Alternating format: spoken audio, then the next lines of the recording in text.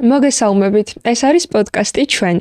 ვიდრე ჩემს სტუმარს წარგიდგენთ, გეტყვით, რომ დღეს ჩემს ჩაცმულობაზე ზრუნავს ონლაინ მაღაზია ბუტიკ შოპი. მადლობა მათ. დღეს ჩემი სტუმარია მწერალი გიორგი კეკელიძე. მოგესალმებით გიორგი, დიდი მადლობა რომ ჩემთან ერთად ხართ. მიხარია რომ მოხვედით. პირიქით მადლობა შესაძლებლობისთვის. მინდა გითხრათ, რომ მენტალურ ჯანმრთელობაზე ძალიან ბევრს საუბრობთ უკვე და ეს სასიხარულოა ჩემთვის, მაგრამ მედი მაქრო ზედმეტს არა. მაგრამ ცოტა ადამიანია, რომელიც ხმამაღლა, გულწრფელად შეიძლება ამბობდეს, რომ მისთვის იყო მომენტი, როცა სიკვდილი სიცოცხლეზე იმარჯვებდა. ეს არის ზღვარი, სადაც ადამიანი ებრძვის არსებობას და თქვენ აქ იყავით. დღეს აქ ხართ სრულიად სხვა რეალობაში, თქვენ ცხოვრებაში ბევრი სიახლეა, თუმცა მე მაინც მინდა, რომ ქრონოლოგიურად მივყვეთ მოვლენებს, ვიდრე დღევანდელობამდე მოვალთ და თუ წინააღმდეგი არ იქნებით, დავიწყოთ ბავშვობის განცდებიდან. როდესაც უკან იხედებით, მაინტერესებს თუ ფიქრობთ, რომ ამ მდგომარეობას ფესვი, ასე ვთქვათ, თქვენს ბავშვობაში ჰქონდა. კიდე ერთხელ გამარჯობა. მადლობა მოწვევისთვის. კი, ყველა ადამიანის ყველანაირ მდგომარეობას ფესვი აქვს გარდაულად ბავშვობაში და ეს ჩემგან ნათქვამის სიახლე ნამდვილად არ გახლავთ. ყველა დიდი ფსიქოლოგი, ფსიქოთერაპევტი, ფსიქიატრი ამაზე ლაპარაკობს და ჩემი შემთხვევაც არ არის გამონაკლისი, თუმცა მე ვფიქრობ, რომ ჩემი როგორც მწერლის უპირატესობა ამ შემთხვევაში მათ შორის საჯარო საუბრიდან არის ის, რომ შემიძლია რაღაცეები ტაბუირებულად დავტოვო და მაგალითად იმაზე, რაც შეიძლება მიზეზად მივიჩნიო თუნდაც ჩემს ბავშვობაში. რაღაც ტრაუმებზე, სირთულეებზე, გამოწვევებზე, მაინდა-მაინც ღიად არ ვლაპარაკ. მე საერთოდ მგონია, რომ ადამიანი მათ შორის ტაბუს არსებაც არის და ყველაფერზე არ უნდა ლაპარაკოთ. ეს მართალია თანამედროვე ეპოქამ ეს ყველაფერი ძალიან გაცვითა და საჯაროობა რაღაც საკრალურ ამბად იქცა და რაღაც ხალხი რაღაცებს ყვებიან გამწარებული საკუთარ ოჯახზე, დედაზე, მამაზე და ასე შემდეგ და ასე შემდეგ, მაგრამ მე მაინდა-მაინც ეგ ადამიანი არა ვარ და მგონია, რომ თუ რაღაცის ლაპარაკს გადავწყვეტ ამ მიმართულებით, საუკეთესო იარაღი მაქვს ლიტერატურის სახით და შემიძლია იქ ალეგორიულად გადატანითი მნიშვნელობით, ანუ რაღაც ნიღბების და სხვა იარაღის, რაც ლიტერატურას ბევრი აქვს, გამოყენებით ვილაპარაკო, მაგრამ ზოგადი აზრით მინდა დაგიდასტუროთ, რომ კი, ყველაფერი იწყება ბავშვობიდან. არის კვლევები, რომ შეიძლება მუცლად ყოფნიდანაც ძალიან ბევრი თანამედროვე ფსიქიატრი, მათ შორის სხეულზე ორიენტირებული ფსიქოთერაპიის სპეციალისტი ფიქრობს, რომ ძალიან დიდი როლი აქვს მუცლად ყოფნის დროს ბავშვის ირგვლივ გარემოს მოცემულობას. და მერე უკვე ბუნებრივია პრელიმინური ფაზა, სანამ თქვათ ჩვენი მეხსიერება იმ სახით, რა სახიდან ჩვენი თავი გვახსოვს, ყალიბდება, მაგრამ სხეული მაინც ყველაფერს იმახსოვრებს და მერე უკვე ადრეული მეხსიერების ფაზა, როდესაც ჩვენ ყველა იმ ძირითად წყენას, სიხარულს იმგვარ ფორმას ვაძლევთ, როგორიც მერე მთელი ცხოვრების განმავლობაში ხორციელდება. ანუ ჩვენ ვართ ის, რაც განვიცადეთ ბავშვობაში, სხვა არაფერი. ჩვენი პასუხი სტრესებზე და სტრესია სიხარულიც და ტკივილიც დიდწილად არის იმგვარი, როგორადაც ჩვენ ამას საკუთარი ბავშვობა გვთავაზობდა. მაგრამ მეორე მხრივ ადამიანს აქვს უპირატესობა, რომ რაღაცეები მით უმეტეს თუ ის ფიქრობს და მიდრეკილია აზროვნებისკენ რაღაცები შეცვალოს. ადამიანის ცვლილების არსებაა მათ შორის და მას სოციალური გენეტიკის ცვლილებაც შეუძლია და იმ მეორე გენეტიკისაც, რომელიც წლების განმავლობაში მიიჩნეოდა, რომ თუ ახლა რაღაცა ფატალურ მოცემულობებთან არ გვაქვს საქმე, მენტალურ ამბებს გულისხმობ დიდწილად, რომელიც მიიჩნეოდა, რომ ხელშეუხებელია. ამიტომ მე ამ ცვლილებების ძალის მჯერა, მაგრამ გიდასტურებთ ბავშვობის ძალიან დიდ გავლენას. დიახ, რადგან გენეტიკაც ახსენეთ, მინდა გკითხოთ თავს მივცემ უფლებას, რომ ამ მოვლენას შევეხო, რადგან ასახული გაქვთ თქვენს წიგნშიც და არაერთხელ გიხსენებიათ, რომ ძალიან პატარა ასაკში ხვდით სიკვდილს ძალიან ახლოდან. გულისხმობ ბაბუის ამბავს. კი, მაგრამ მანამდეც. შეგიძლიათ რომ მოგვიყვეთ? ხო, იცით რა, სიკვდილები შორს არ იყო ჩემი ცხოვრებიდან, მაგრამ ბავშვობა ისხლեց გარკვეულწილად ამ მოცემულობებს მაშინ, როდესაც ის ხორციელდება, მაგრამ ბუნებრივია ჩვენში ილექება და მე საკუთარ პასუხს ორგანიზმი აუცილებლად უბრუნებს ადამიანს. პირველი რაც მახსოვს ახლო ადამიანების სიკვდილიდან იყო მეზობლის გარდაცვალება, მერე მამიდაჩემის და მერე არის ის ამბავი, რომელიც თქვენ იცით, ეს არის ბაბუაჩემის თვითმკვლელობა, რომელიც მე რეალურად საკუთარი თვალით ვნახე და შესაბამისად თქვათ ალბათ რაღაც თვალსაზრისით ძალიან დიდი გავლენა იქონია, თუმცა ვერცერთ შემთხვევაში ვერ ვილაპარაკებ რა მენტალური სირთულე ჰქონდა ბაბუაჩემს. არ იმიტომ რომ რაღაცას ვმალავ, უბრალოდ არ ვიცი. იმიტომ რომ იმ დროს ამაზე საერთოდ არავინ არ ლაპარაკობდა.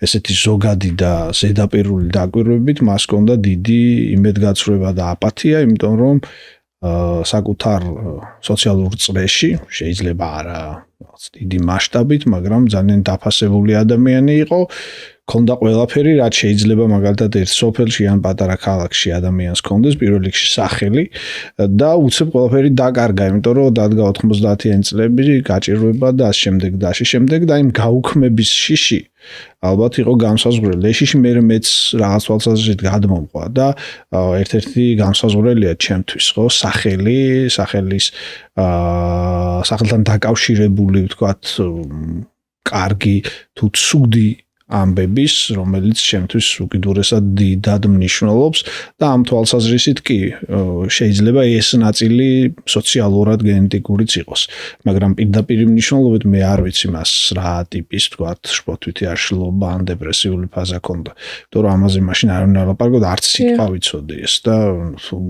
ვიცოდი მნიშვნელობას ვერ ხვდებოდი. ხო, თქვენ გაქვთ დაწერილი წიგნი წერილები ჩემი ბავშვობიდან, სადაც წერთ, რომ განსაზღვრელი არ არის მოვლენა, არამედ მისი აღქმა, როგორ აღიქვამ ამ მოვლენას, ხო? აქედან გამომდინარე მაინტერესებს, როგორი იყო მაშინ თქვენი აღქმა და სხვადასხვა დროს რა აღქმა გქონდათ ამ მოვლენის მიმართ. კარგი კითხვა არის, ზოგადად ის რომ აღქმა არის მეტად განსაზღვრელი ვიდრე ფაქტი, ეს კარგიც არის და ცუდიც, იმიტომ რომ ერთი მხრივ სოციალურად უკიდურესად დიდ საშუალებას იძლევა манипуляციის და ფაქტის დამახინჯების და ეს სამწუხაროდ ვოუკიზმის აღვირახსნილმა ეპოქამ იოლად მოიტანა, როდესაც ადამიანს შეუძლია რომ ფაქტი მხოლოდ აღქმით აწონოს. მაგრამ მეორე მხრივ ბუნებრივია პერსონალური გამოცდილების აზრით აღქმას აქვს უკიდურესად დიდი მნიშვნელობა. ამას ადასტურებს ყველა კვლევა ერთი მხრივ და მეორე მხრივ ჩემი პერსონალური გამოცდილებების და მე გითხარით რომ ბავშვობის აღქმა არ იყო იმგვარი, რაგვარად ზოგადად ადამიანების სიკვდილს აღიქვამენ. ბავშვებს არ აქვს სიკვდილის პირდაპირი აღქმა. იმ გაგებით, რა გაგებითაც ჩვენ ამას როგორც რაღაცა დასასრულს, საზღვარს, თუნდაც გაქრობას ან გარდაცვალებას ერთი მდგომარეობიდან მეორეში გადასვლას აღვიქვამთ, ხო?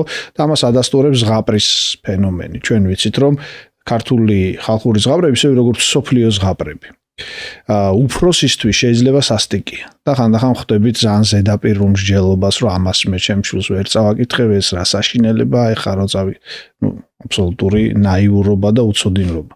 რაც თავის მხრივ გულისხმობს იმას, რომ ბავშვი არ იცი. ანუ ბავშვს არ აქვს განცდა, როდესაც დევს თავს მოაჭრიან, რომ ეს არის სიკვდილის აქტი. უბრალოდ ეს არის ბოროტის დამარცხება. ასე აღიქვამდა საუკუნეების განმავლობაში და რეალურად ამ ცუდის და კარგის გარჩევისთვის იყო მოცემული. რა თქმა უნდა, ხა ეს უბრალოდ ზოგადი მაგალითია, მაგრამ იმ კონკრეტულ შემთხვევებშიც აღქმა არ არის იმგვარი, რაღაც ფაქტი ხდება, ხვდები რომ ეს სამწუხაროა, მაგრამ იმ მასშტაბის ტრამვა, რა მასშტაბის ტრამვა შეიძლება დასრული ადამიანისთვის იყოს, არ არის. იმიტომ რომ ფარი აქვს ბავშვობას და ეს ფარი ბუნებრივია შესწავლილია და ძალიან მნიშვნელოვანი. შესაბამისად არ მქონია ეს დიახმა, უფრო გვიან რო დავაკვირდი ამ ამბავს მივხვდი რომ ეს რაღაცნაირი განცდა იმის რომ შეიძლება სიკვდილი იყოს თავშესაფარი და გაქცევის საუკეთესო საშუალება. ამ ამბავმა დამიტოვა. ოღონდ ამას მაშინ ვერ ვაცნობიერებდი, ბუნებრივია, მაგრამ რაღაცნაირად დარჩა ეს ჩემში და უბრალოდ ესეთ იმგვარ რიტუალურ აქტად იქცა, რომელიც გარკვეულწილად შენ ყველაფრისგან გაქცევის საშუალებას გაძლევდა. ხო, სხვა ადამიანს ეს სხვა გვარი აქვს. ვიღაცა შეიძლება ლოგინში დაწვეს, საბანი გადაიფაროს თავზე და ეს იყოს საკმარისი იმისთვის, რომ სამყაროს გაექცეს. ჩემთვის ეს აღმოჩნდა, ეს დამიტოვა რაღაცნაირად თქვათ მეხსიერების ტვირთად იმ ამბავმა. ხო.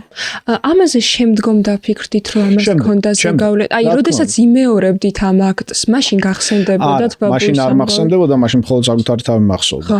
მაგრამ კიდე ერთხელ ვამბობ, ეს ხო ქვეცნობიერი ამბავია და ორგანიზმა ეს ხო ერთჯერადი ამბავიც არ იყო.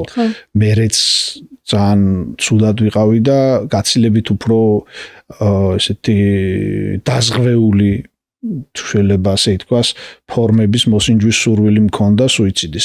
რამდენიმე თვის განმავლობაში აი ამ ამბის მერე რაც თქვენ იცით. რაც თავის მხრივ ნიშნავს იმას, რომ კი ეს კოდი ჩემში მყარად იყო.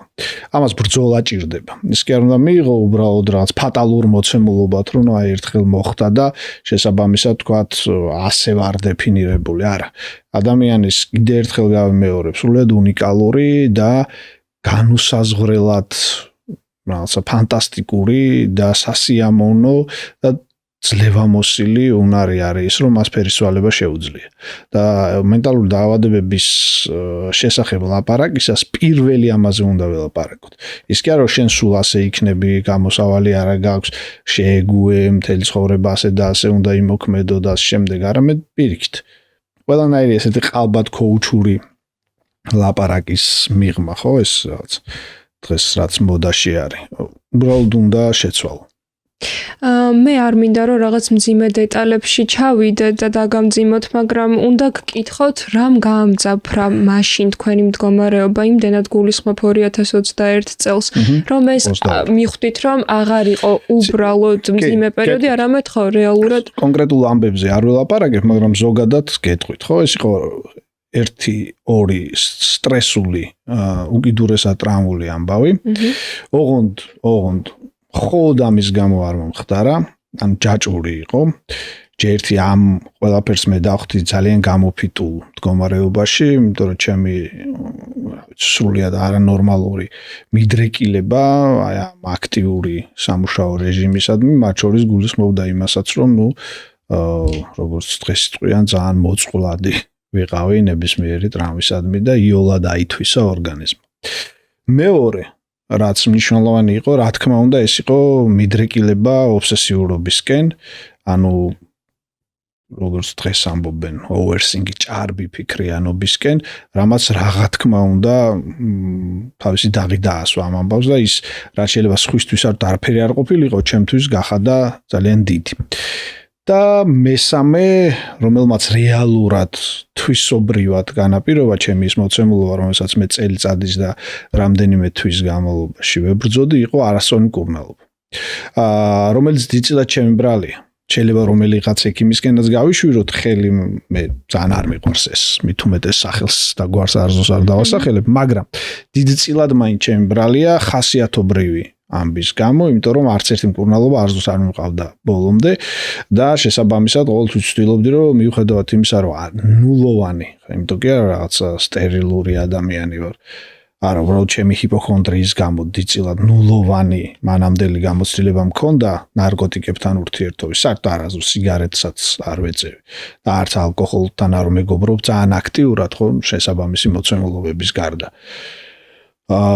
სწორედ ვთქვათ, აი ამ ფსიქოტროპული წამლების, როგორც გადარჩენის და დამშვიდების ერთადერთი გზის ძალიან ჭარბად გამოყენება. გულისხმობ იმას, რომ ექიმი თუ გამომიწერდა მაგალითად ნახევარს ერთ ფირფიტას როცა ვყიდულობდი, უკვე ერთ სვამდი, ერთ აპს, მე შეიძლება 2 საათს, 3 საათს, რაც კატასტროფული აღმოჩნდა ჩემთვის, იმიტომ რომ გაასმაგა ჩემი ობსესიურობა. და ეს რუმინაციები, რომელიც ბუნებრივია ყველაზე უფრო რთული ნაწილი, ანუ ფიქრების შეუწყვეტელი მოძრაობა. მე არ ვარ მკვეთრად კომპულსიური ადამიანი. უფრო ობსესიური ვარ, ობსესიურ კომპულსიური არშილობა კიდე სხვა არის, ხო? როდესაც თქვა ჩვენ რაღაცებით კომპენსირებთ ამას რაღაც რიტუალებით, ქმედებებში და რაღაც ტიპის რიტუალებით ვერც. ასეთი არა ვარ. უფრო ობსესიური ვარ, ეგ უარესია, იმიტომ რომ დამცავი ნაწილი არა მაქვს. და ნუ დამცავი შეიძლება რაღაცები ხა გამოვიმუშავე და ჩემებურად ვებრძვი, მაგრამ ნუ ხო ეს სხვა საკითხი. ხო და ამ ყველაფრის ერთობლიო, ანუ ერთი რაღაცისთვის დაბრალება მარტო ჩემ შემთხვევაში კი არა. არც ერთი სხვა პაციენტის შემთხვევაში არ გამოვა. იმიტომ რომ კი არის სტრესი, არის პოსტრესული მდგომარეობა, PTSD-ს რასაც ვეძახით, არის მერე კიდე სხვა ტიპის აშლილობების წინ წამოწევა. საერთოდ კომორბიდულია ძალიან ეს ამბავი, ანუ გადადის ერთმანეთში ზუსტი დიაგნოზის დასმა ძალიან ჭირს. რთულია, ხო? მოსაზღვრე აშლილობა, ხო, მოსაზღვრე აშლილობა, იქ მერე შეიძლება ვიღაცა ბიპოლარისკენ, ვიღაცა მერე უკან რო წამოვიდეს, თქვას რომ მხოლოდ გენერალიზებულია, იქ ობსესიური. 1000 რაღაცა, რომელიც დღეს კიდე უფრო ჩაიშალა. ახლა ისევ მიდის ტენდენცია რაღაცების გაერთიანებისკენ. ხომ თლად ისე არა, როგორც საბჭოთა დროს იყო, რომ ნევროზი ერქვა სულ ყველაფერს. ან თქვა ფსიქოზი ან ნევროზი, ხო, ორი ფაზა. მაგრამ ნუ მაინც მიდის, იმიტომ რომ ნამეტანი მოუვიდა ფსიქიატრიას და ისე დეტალურად ჩაშალა, რომ უბრალოდ ძალიან აირივნენ და მერე ისე უკან დაბრუნება მოუწიათ რაღაც ფორმით. ხო და ბევრი რაღაცა იყო რა. ერთად და ეს რთულია და მერე ამას დაემატა რეალურად თქვათ მდგომარეობები, რომელსაც მათ შორის მედიკამენტიც იწვევდა, მათ შორის უკვე შეუჩერებელი და ესეთი მზარდი შფოთვითი ნაწილით და დაიწყო დეპრესიული ფაზა, რომელსაც პარალელურად ახლავს აპათიაც, ანჰედონიაც, დერეალიზაციაც, დეპერსონალიზაციაც, ანუ აპათია მაინც რო ახსნათ, იმიტომ კი არა, დარწმუნებული ვარ შესანიშნავად იციან არის, როდესაც შენ უკვე ყველანაირი იმედი გააწურული გაქვს და გონია რომ შენ გაქვს ეს მხოლოდ ექსკლუზიურად გესმის რომ სხვებსაც აქვთ და ქონიათ, მაგრამ აი ეს ფორმა გონია რომ მხოლოდ შენია და შეიძლება გონია რომ შენ ვერ მორჩები. და კი ვიღაც გეუბნება რომ მეც ესე მჭირდა და მორჩი ან თქვათ ჩემს ბიძაშვილს ან ვიღაცა ამბავს გიყვება სადღაც, მაგრამ ამას არ იჯერებ. ანჰედონიაც ამასთან ერთvis, ანუ სიხარულისგან სრულად დაცლა, სიხარულის შეგრძნებისგან დაცლა. მე მახსოვს სუპირველად რომ გავიცინე მერე პატარა ბავშვი რო ფეხს გადადგამს და უკვირს, ისეთ შეგრძნება მქონდა, იმიტომ რომ სრულად არაბუნებრივი იყო ჩემთვის. გარეთ გასვლაზეც ესე ხდება ხოლმე გადაჩვეული. დიდად მოცინარე ადამიანი არ ყოფილვარ მანამდეც, მაგრამ იუმორის გრძნობა თლად დაკარგული არ მაქვს, მგონი პირიქითაც. და შესაბამისად ხო ახლა რაღაცა კვირაში 5 ჯერ მაინც ვიცინოდი მანამდე. და მერე საერთოდ აღარ და პირველად რო გავიცინე ძალიან გამიკვირდა. ანუ სიცილი გამიკვირდა. და უცხო იყო ჩემთვის და შეუსაბამო ეს ანჰედონის ნაწილი და ეს დეპერსონალიზაცია, დერეალიზაცია, რომელიც თან ახლავს. სამწუხაროდ ამ პროცესს ზოგჯერ იწყება საერთოდ ამითი. გააჩნია ადამიანს და მოცემულობას. ნუ ზოგჯერ მერე მოდის და ეს არის ალბათ ყველაზე მტანჯველი.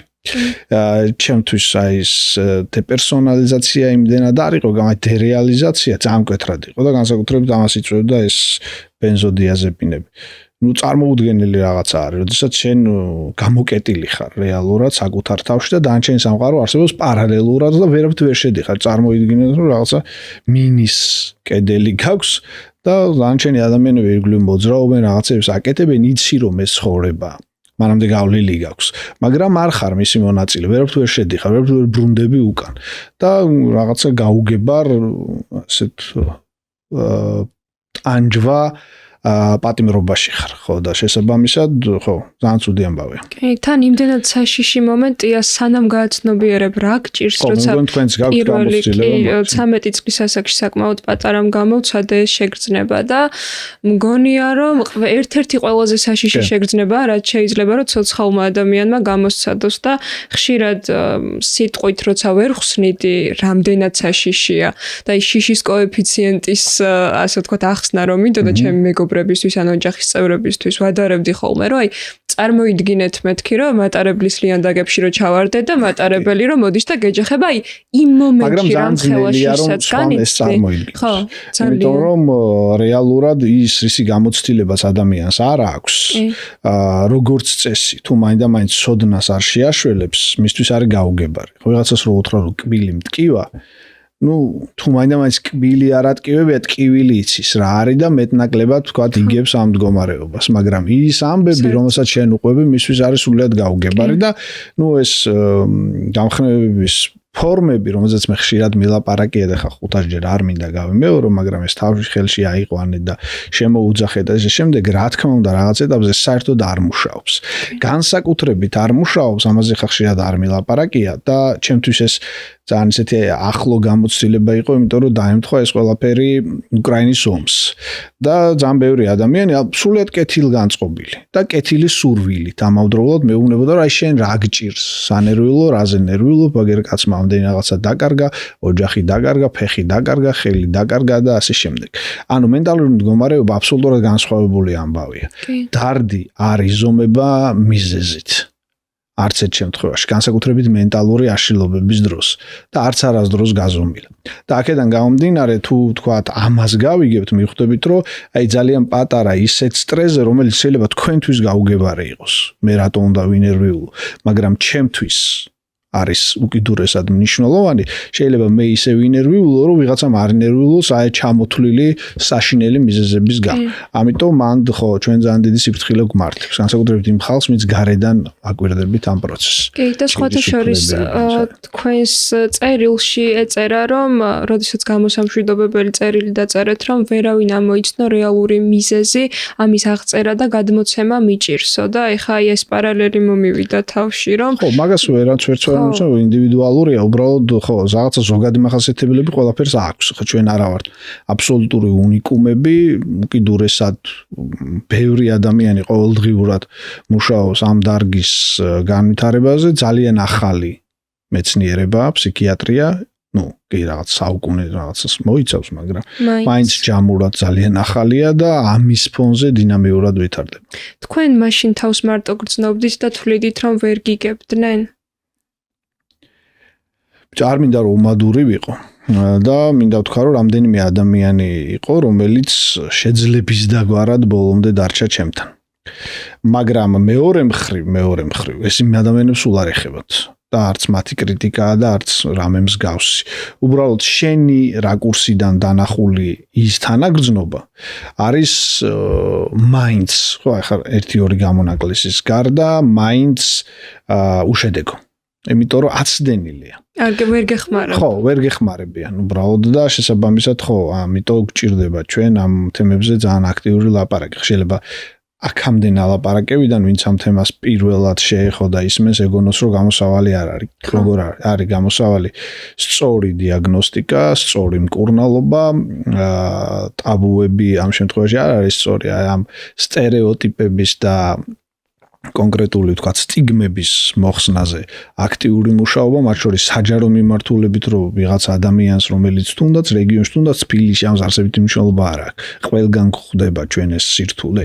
ცხოვრობს გაუჩნდეს ძალა იმის, რომ ჯერ საკუთარ ახლობლებს ელაპარაკოს ამას და მერე მკურნალობა დაიწყოს. საჯაროდ ლაპარაკს ვერ მოუწოდებ ყველას, ეს ინდივიდუალურია. მე უბრალოდ გადავწყვიტე და დავიწყე, სხვა შორის მე როცა ველაპარაკე, მაშინ ძალიან ცოტა ადამიანი ლაპარაკობდა ამაზე. არც მახსოვს, შეიძლება ვიღაცას ნათქვამი ქონდა, მაგრამ ასე აქტიურად და ესე თითქმის ლამის ნონ-სტოპ რეჟიმში მე მგონი არა.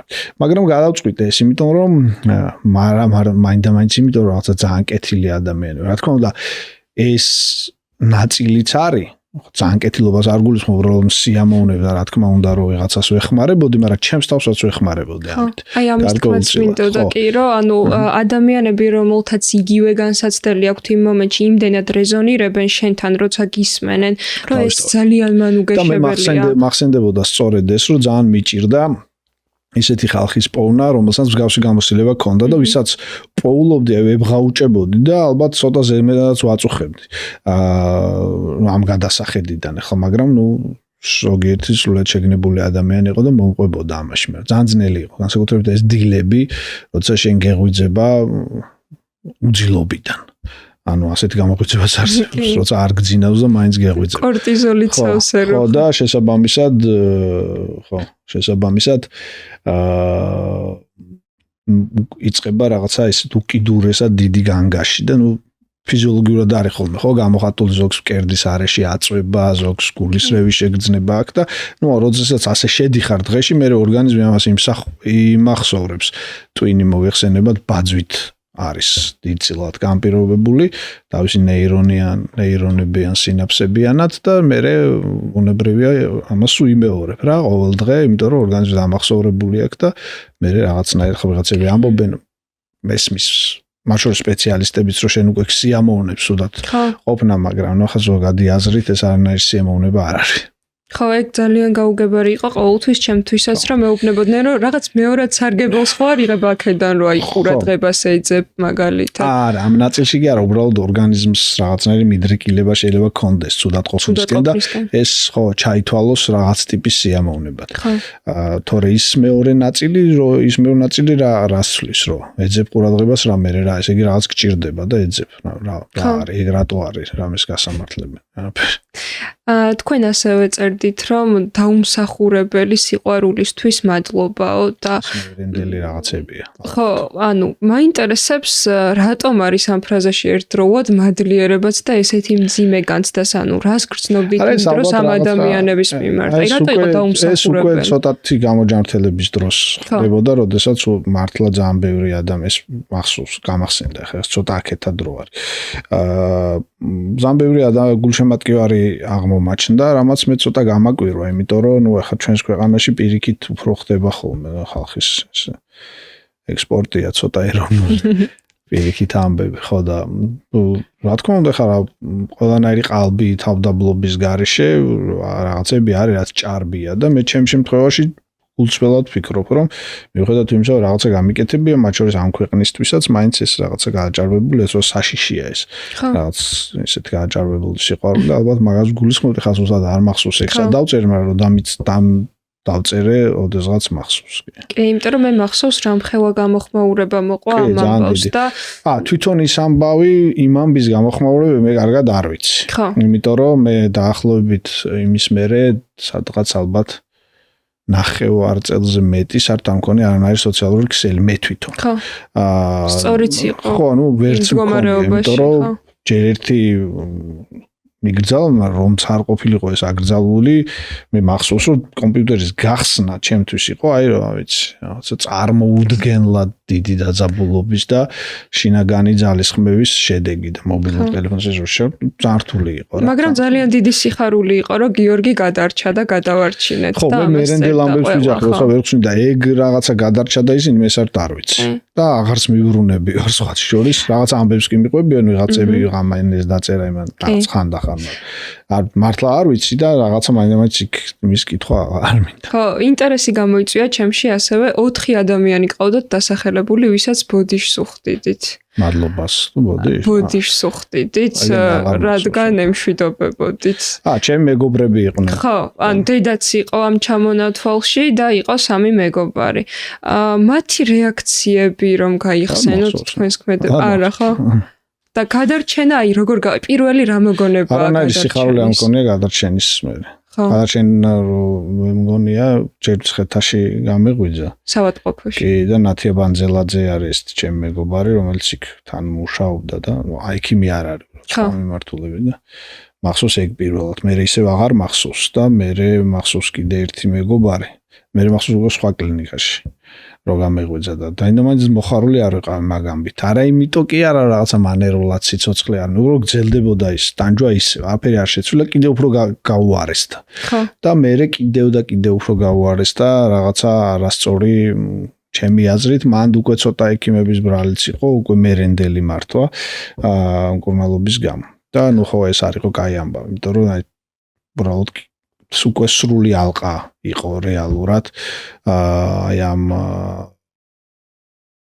თაიგულის, რომელსაც მენტალური ჯანმრთელობა შეიძლება მოიცავდეს. ხა სულ ყველაფერი არ მჭირდა, მაგრამ უკვე ძალიან გადავიდა სხეულზე და უკიდურესად ფსიქოსომატური გახდა და ნუ რეალურად ვეღარც ვჭამდი, არაფერი რაღაცები დაერთო თან ტრივიალური რაღაცები, მაგალითად ჩემს შემთხვევაში ეს სხვა ადამიანებს შეუჩერებელი სლოკინგ დღისი და ღამე. რაც შეიძლება ხა ესე რაღაცნაირად ჟღერდეს, მაგრამ ადამიანისთვის ეს ძალიან შეიძლება გაგაგიჟოს ხო? ხო, ნუ მეტი რა უნდა გაგაგიჟებდი და გაგიჟებას არ აუშვებს. კიდევ სხვანაირად არის ცოდნა. ხო, ანუ რეალურად ამ გადარჩენის შემდეგ ეს იყო უბრალოდ ფიზიკური გადარჩენა და რეალურად უარესი მაგის მერე გაცილებით უფრო მინდოდა სიკვდილი და გქონდათ მცდელობები ამის შემდეგ. არა, ტექნიკური მცდელობა, რა, სურვილი მქონდა, იმიტომ რომ მაშინ ძალიან ბევრი ხალხი გაჩნდა მე როგორ ჩემს ირგვლივ და ახლა ეს იოლად მაგას ვეღარ მოახერხებდი, მაგრამ სურვილი ძალიან დიდი. განსაკუთრებით მე შემიძლია ვილაპარაკო დროზეც, ანუ ეგ მოხდა მაისში 21-ში. ნუ ივლისი და აგვისტო იყო ჩემს ცხოვრებაში ფსიქოსომატური აზრით, ანუ ფიზიოლოგიური აზრითაც და მენტალური აზრითაც ყველაზე მეტად 2022 წლის. საერთოდ არაფერი არ ვიცი იმ დროს ახდებოდა. პარალელურ, აი რაღაცა ჩემი ახლობელი გარდაცვლა გავიგე 1 წლის მერე რაღაც მიტინგები ყოფილა იმ პერიოდში ძალიან აქტიური. ის საერთოდ არ ვიცი, აი მაგალითად ყველას ვიცნობილი ამას ვერტალიოტი ჩამოვარდა თურმე. ეგ გავიგე 9 წლის მერე. ანუ საერთოდ არავითარი ამბავი რაც ხდებოდა, ანუ არა იმიტომ კი არა რომ არ უბრალოდ საერთოდ აღარ მაინტერესებდა აღარაფერი. და ვიყავი მხოლოდ მე და აი ამ ეს თრევა რაღაცნაირი, თუმცა ადამდე არც ვიცოდი. ანუ ვერ ხვდებოდი ამის მიზანს და ეს დღე და ღამე გადიოდა ესე რუტინი უყურ შევხედავდი რაღაც საათია და ნუ რაღაც საშინელება იყო რა, განსაკუთრებით თქვა აი ამ რეჰაბებში, როდესაც ვიწექი და ჩვეულებრივ ფსიქიატრებში მე არ წოლილ ვარ, მაგრამ ნუ აი ამ რეჰაბებში მომიწია რამდენიმე რეჰაბის გამოცვლა, ბოლოს ერთგან ძალიან კარგი შედეგი იყო და იქ რეალურად გადავრჩი და გადავრჩი სწორედ იმით, რომ პირველ რიგში ჩავხსენით ფსიქოტროპული წამლები, განსაკუთრებით ბენზოდიაზეპინები, რომელმაც ჩემი აზრით და ალბათ ყველას აზრით დიდწილად ჩემი მდგომარეობა 80% გამოიწვია ამან. ანუ არასწორმა მკურნალობამ. მაგრამ ოღონდ ეს არ ნიშნავს, რომ ყველა შემთხვევაში ასეა. და ისიც არ ნიშნავს, რომ მე რა ანტიდეპრესანტიც მომერგო, ეს სხვას მოერგება, ან საერთოდ არ უნდა გამოვიყენოთ ბენზოდიაზეპინი, ამასაც არ ნიშნავს, იმიტომ რომ არის ფაზები, რა თქმა უნდა, არის ფაზები, როცა ეს აუცილებელია. უბრალოდ მე ვამბობ ამის არაჯეროვან, არასწორ და შეუსაბამო ვთქვათ პროტოკოლს. ხო. თქვენს წიგნში ასევე გაქვთ მოყვანილი ესეთი მაგალითი, როგორ იტანჯებოდით ჩაუდენელი დანაშაულის გამოცდები. ეს ობსესიურობის ამბავია. ხო, აი ამგვარ ობსესიებზე რომ მოგვიყვეთ, როგორი სახის აკვიატებები გქონდათ? ჩემი არ არის, ხო, თვისობრივად ბუნებრივია ეს არ არის აუცილებელი რომ მოვყვეთ, მაგრამ რეალურად ადამიანი მაინც არის მორალით განპირობებული არს თანამედროვე კულტურული ადამიანი, ხო? მასზე ძალიან დიდ გავლენას ახდენს მორალი. კანტმა კითხვა, რომ ეს აკვირვებს, მაგრამ მორალთან დაკავშირებითაც სხვა დაკვირვებებიც არსებობს და ვიცით საიდან არის განპირობებული ეს ადამიანში და ისიც ვიცით, რომ ისიცვლება. და მას დიდწილად ცვლის ტენდენციები, კონტექსტები და ტალღები, რომელიც სხვადასხვა სოციუმში სხვადასხვა თვალსაზრისით ადამიანი ამას ძნელად ეწევა. ამიტომ თანამედროვე ადამიანი მენტალური თვალსაზრისით არის უკიდურესად რთულ მდგომარეობაში, იმიტომ რომ ნორმები სულ იცვლება და თუ დღეს არის ნორმა ეს, მაგალითად როდესაც აგვზივართ, ვიღაცამ შეიძლება თქვას, რომ აი ხელები რო წინ გიწყვია, თქვათ ეს არ არის მაინდა-მაინც კარგი ამბავი და შენ როგორც ობსესიურმა ადამიანმა იფიქრო, რომ გუშინ რო ეს ხელები ასე მეწყო, ამხელა დანაშაული ჩამიდენ. ეს მიდრეკილება არსებობს ობსესიურ ადამიანებში და აქ მე ექსკლუზიური არა ვარ. და შესაბამისად თქვათ ეს ძალიან დიდ გავლენას ახდენს, ანუ მორალური კატეგორიების ცვლილებები, რაც ჩემი აზრით, ზოგადი აზრით კატასტროფაა, ამის რადიკალური და დეკლარაციული ცვლილებები და თანამედროვე ეპოქის ერთ-ერთი ყველაზე საშინელი ნიშანი. ეს უნდა მოხდეს ევოლუციურად, დაკვირვებით, გააზრებით და ეტაპობრივად. მაგრამ ნუ აი ეს გვერდით გადავდოთ. ზოგადი აზრით, მე კიდევ სულ შემთხვევა, უამრავი ადამიანი ვიცი, რომელიც სუპერ ტანჯვას განიცდის, საერთოდ არ ჩადენ ახლოსაც, ვთქვათ, რო არ მისულა ისეთი ბრწყალებში დანაშაულებების, გადაცდომების და ასე შემდეგ გამო, ისინი მორალურად ყველაზე სუფთები არიან და სოციალურად ამ თვალსაზრისით ყველაზე უდანაშაულოები. მაგრამ მაგათ რა მნიშვნელობა აქვს? თავარია თვითონ რას განიცდის, ვიღაცა შეიძლება ციხეში იჯდეს და საერთოდ არ ნერვიულობდეს იმაზე, რაც მართლა ჩაიდინა. და ვიღაცა შეიძლება გარეთ იყოს, არაფერი არ კონდეს ჩადენილი და ამაზე ნერვიულობდეს. ეს არის ადამიანად ყოფნის ნიშანი. ადამიანი არის ძალიან სხვადასხვანაირი და ამით ძალიან საინტერესო, რა თქმა უნდა, მაგრამ ნუ ცუდი ამბებიც ახლავს. ხო, ციხე ახსენეთ და როგორც ვიცი, პატიმრებთან გაქვთ ლექციები და საინტერესოა თქვენი ურთიერთობა. არასრულწლოვანთა კოლონიიდან. ადრე მქონდა უფრო აქტიურად. რაღაც პერიოდი იყო, როცა მათ ვასწავლიდი და ერთად ვაკვირდებოდით რა არის ეს ყველაფერი და ვქონდა საკუთარი გააზრებებიც ბროდსკის ვიხსენებდით მაგალითად, რომელიც ამბობს, რომ ციხე არის არსებითად სივრცის ნაკლებობა კომპენსირებული დროის სიჭარბით და გარეთ პირიქით არის ბევრი სივრცე და არის ნაკლები დრო. ეს იმას კი არნიშნავს, რომ ციხეში კარგია და ჩვენ რაღაცა ალბათ აღუწეროთ მოცემულობა და ვითომ დავაიმედოთ. უბრალოდ თავისი ბრჭყალებში რაღაც ტიპის უპირატესობები აქვს. მათ შორის იმას, რომ გაგდრო და დრო გულისხმობს ფიქრის ფუფუნებასაც. მე ვლაპარაკობდით თავისუფლებაზე, იმაზე, რომ თავისუფლება მხოლოდ თავისუფლად ყოფნა კი არ არის, თავის დაუფლებაც არის და შეიძლება შენი თავისუფლება განაპირობოს იმან, რომ ოდესღაც თავით დაეუფლე, თორე მე რითი განსხვავდებით ციხეში მჯდომი ადამიანისგან, ან თქვენ, ან სხვა დანარჩენი. ყველას მოგვსვლია თავში რაღაც ფიქრი, რომელიც შეუსაბამო ყოფილა რაღაცასთან. ან კონკრეტულ განმდებობასთან ან რაღაცა, უბრალოდ ჩვენ იმით ვართ ამ წუთას განსხვავებული მათგან, რომ თავს დავეუფლეთ, ვიღაცა ვერ დავეუფლეს, არც ერთ შემთხვევაში არ გვანიჭებს არანაირ იმპერატიულ მორალურ უპირატესობას, ჩემი აზრით. და ამაზე ვლაპარაკობთ, რა ხა ესე მაინც ეს რაღაცა დაწყობილ მეცნიერულად და არა ჩვეულებრივად ადამიანურ ენაზე და ისე როგორაც ერთმანეთის უკეთ გვესმის. მე ვფიქრობ, რომ კი ძალიან ბევრი საინტერესო ხალხი გავიცანი განსაკუთრებით ადრე. თავიდან და ძალიან კაი ურთიერთობები გვაქვს, გამოვიდნენ ისინი ციხიდან, ზოგი მხატვარი არის, ზოგი სხვა რაღაც საკეთებს. კაი ხალხი. თქვენი დაკვირვებით, აი რადგან მენტალურ ჯანმრთელობაზე ვსაუბრობთ, მათ ძირითადად რა განცდები აქვთ ხოლმე? გააჩნია რა, ეგ უყურეთ. აი დახმარები ხართ იმეს ამ კუთხით? ალბათ ნაკლებად ხამის ძალა მე 1 საათში და საათნახევარში არ მაქვს, მაგრამ შეიძლება რაღაც ბიძგი მივეც ფიქრისკენ.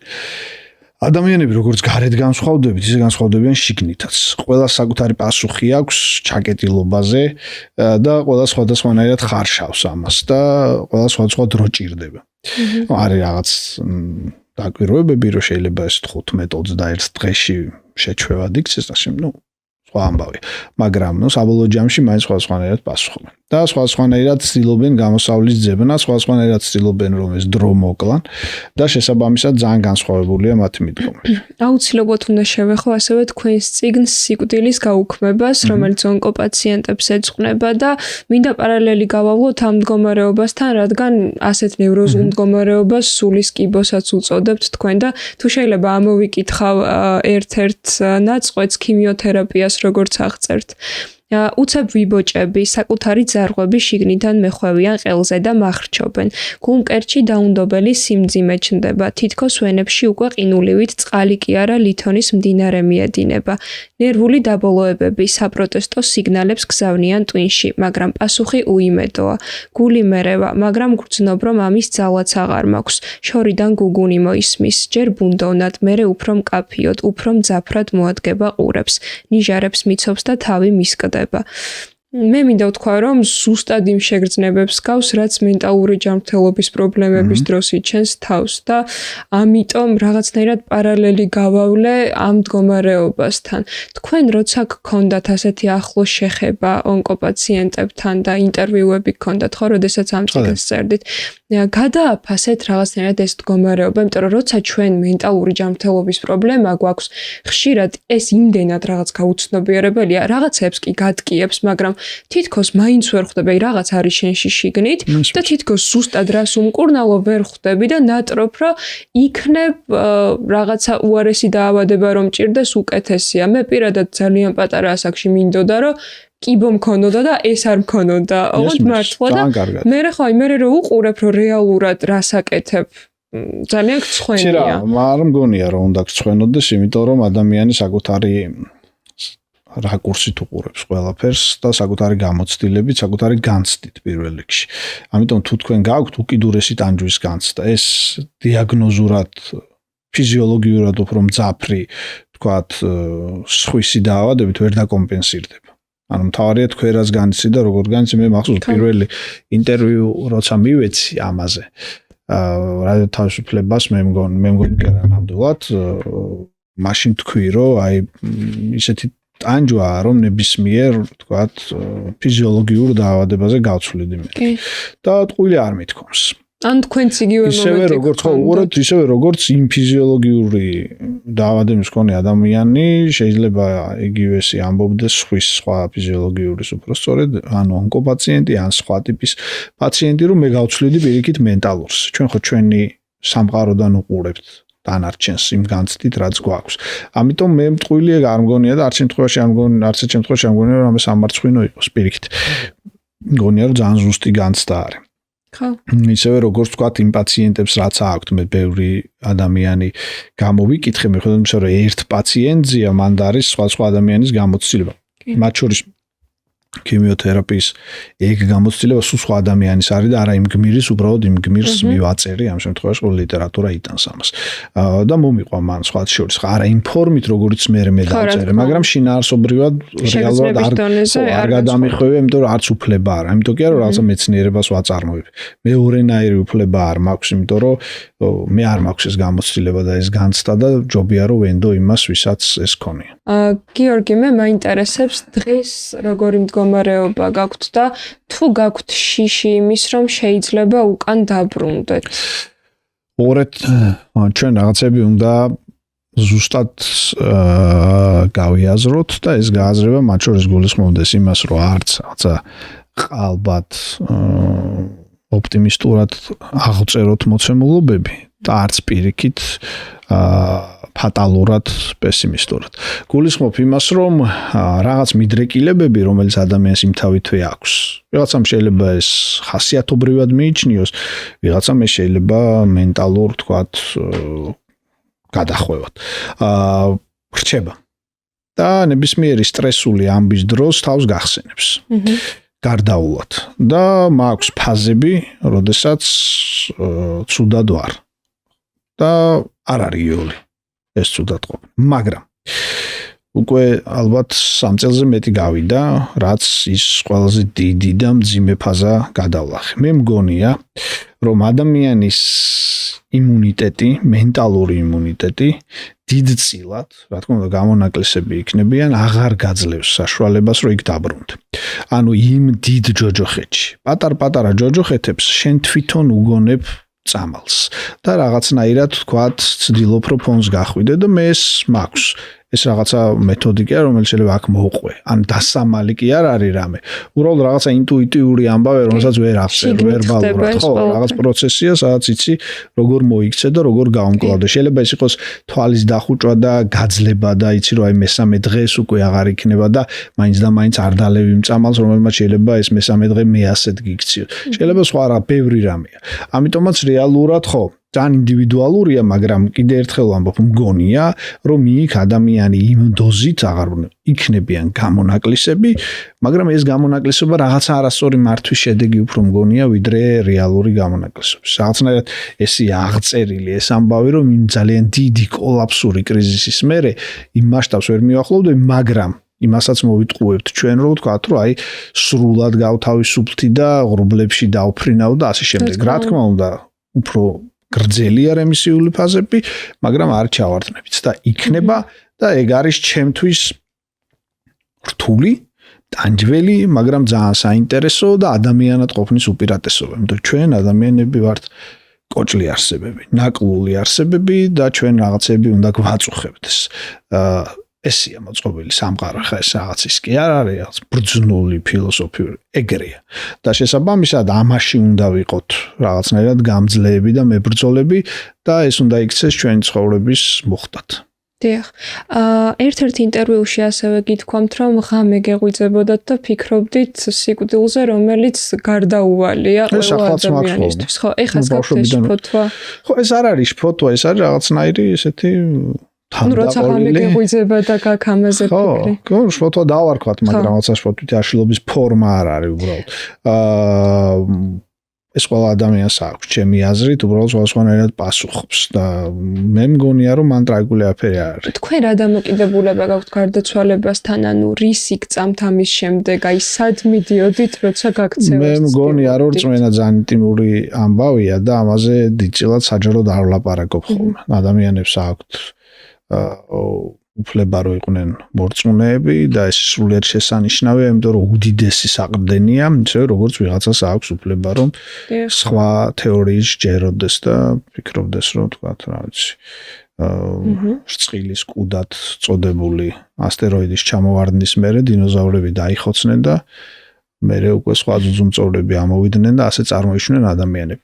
ინდივიდუალურია. ანუ ყველას აქვს საკუთარი რწმენის უფლება და ამ რწმენის საყრდენად მოაზრების და მე ვარ ის ადამიანი, რომელიც ყველა რწმენას პატივს სცემს, როგორც ადამიანის ყოფაში გაძლების და გადარჩენის ძირითად ნიშანს. ცოტა დადებით წეს რო გადავიდეთ ეს არის უარყოფით. დღეს როგორია თქვენი სიცოცხლისადმი დამოკიდებულება? ოჯახური ცხოვრება გაქვთ, მამობა, ეს ახალი როლი, რომელიც სულ საინტერესოა, მაგრამ ალბათ ესეც სწორად უნდა აღვიქვათ. ნახეთ, ჩემი შვილი, კეკე, ესე ცალკე სამყარო.